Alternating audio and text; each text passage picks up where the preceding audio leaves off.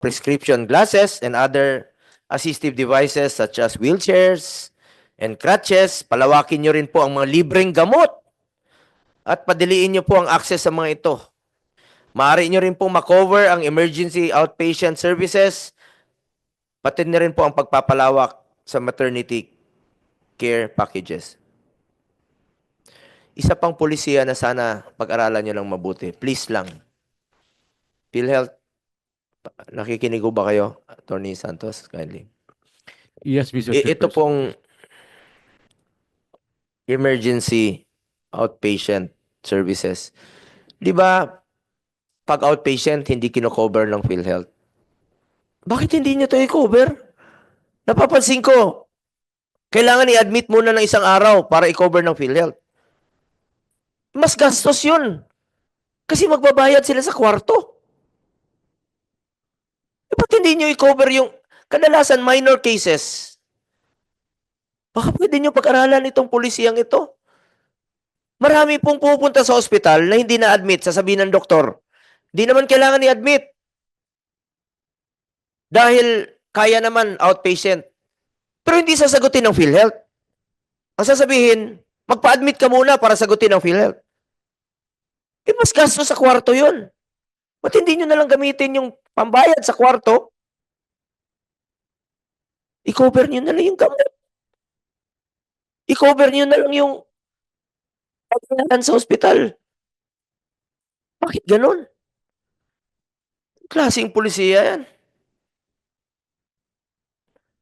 Halimbawa, nitong maternity care packages. For normal delivery, 8,000 lang po ang coverage ng PhilHealth. Samantalang umaabot sa 40,000 ang actual cost nito. Dapat taasan rin po ang benepisyo para sa mga treatment ng top 10 leading causes of death. Baka maagapan natin ito. 10. Pwede maagapan. Ilang buhay pang pwede nating masalbar. Tulad ng sakit sa puso. Yung iba hindi na kayang magpa-angiogram, hindi na kayang magpa-bypass, atakihin na lang po sa puso. Diabetes, pneumonia. Bukod dito, dapat ring aralin ng PhilHealth ang pag-cover sa wholeness treatment para sa cancer patients. In a wholeness center, patients are attended to by a team of psychiatrists, doctors, and therapists working together to support comprehensive health and overall well-being. Isa lang po ito sa mga maraming sakit. Di naman po ako doktor, pero common sense lang po yan. Dami pong sakit na pwede niyong tugunan. Dami pong sakit na pwede niyong tulungan na maisalbar ang buhay ng Pilipino.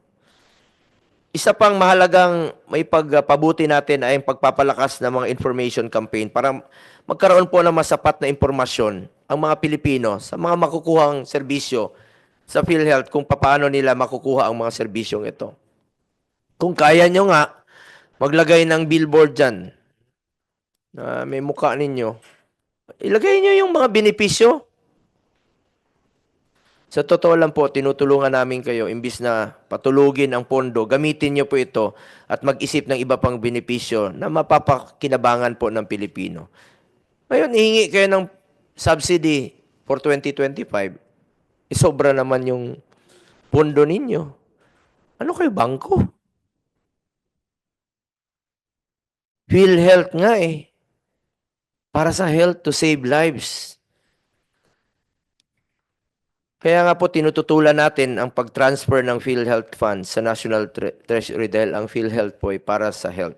In this hearing, we will also cover several areas of concern including the continued effort for the provision of health emergency allowance for qualified health workers. Marami pa rin po sa ating mga kababayan ang hindi pa po nakakatanggap ng kanilang HIA. Kahit sabihin nyo, by October, tapos na po ito, bayad na po ito, hindi pa rin po ako makukontento habang, ayun, marami pa, ayun. Pakinggan nyo. Kita Di nyo? pa ako nagsasalita, yan ang sinisigaw. Yan ang sinisigaw.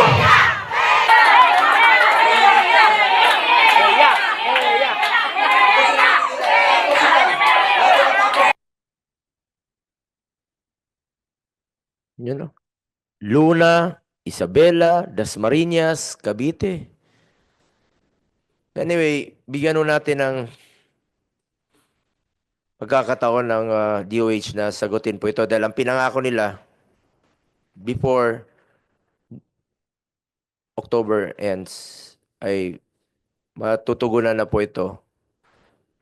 At nirelease naman po ng DBM sa DOH ang pondo. Problema lang dito, pakiusap ko lang, please reconcile your records.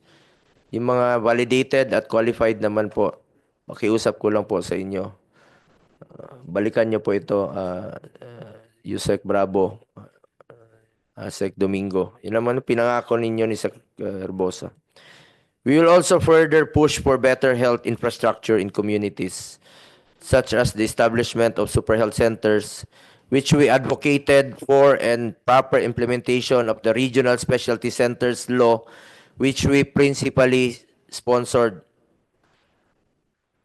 24-0 po ang boto nyo dito, regional specialty centers, dahil alam po nila na makakatulong po ito sa mga kababayan natin na ilapit yung serbisyo medical through super health centers. May karamdaman sa heart, hindi na kailangan pumunta ng heart center, doon na po sa mga selected DOH hospital.